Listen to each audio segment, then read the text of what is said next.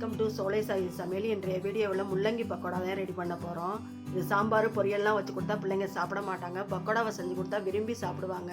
இந்த வீடியோ கடைசி வரையும் ஸ்கிப் பண்ணாமல் பாருங்கள். வாங்க வீடியோக்குள்ளே போய் எப்படி செய்கிறதுன்னு பார்க்கலாம். ஒரு முள்ளங்கி துருவி வச்சுருக்கிறேன், தோல் சீவிட்டு அதை போட்டுக்கலாம்.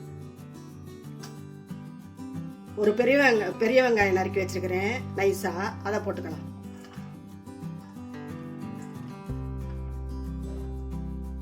கருவேப்பிலை அரைஞ்சி வச்சுருக்கிறேன், அதையும் போட்டுக்கலாம். ஒரு பச்சை மிளகாய் அரைஞ்சி வச்சுருக்கிறேன், அதையும் போட்டுக்கலாம். இஞ்சி நறுக்கி வச்சுருக்கேன் பொடியா, அதையும் போட்டுக்கலாம். உப்பு போட்டுக்கலாம், தேவையான அளவு உப்பு போட்டுக்கலாம். ஒரு கப்பு கடலை மாவு, அதை போட்டுக்கலாம்.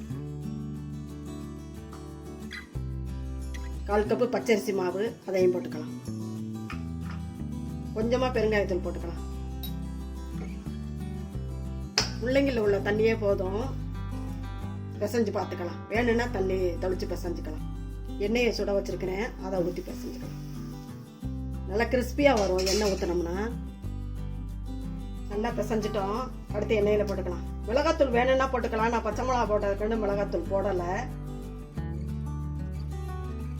எண்ணெய் காஞ்சிருச்சு, கடாயில் போட்டுக்கலாம். இந்த மாதிரி பிடிச்சு போட்டுக்கலாம்.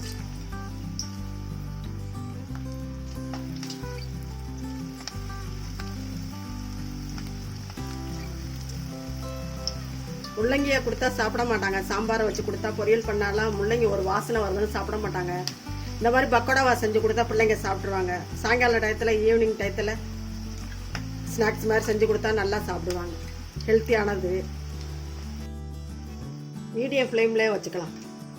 இல்லாட்டி மேலே கறிக்கிறோம், உள்ளே வேகாது. வெந்ததை எடுத்துக்கலாம்.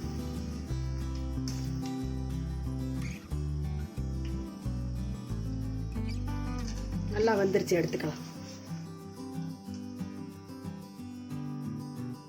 முள்ளங்கி பக்கோடா சூப்பராக ரெடி பண்ணிட்டோம்.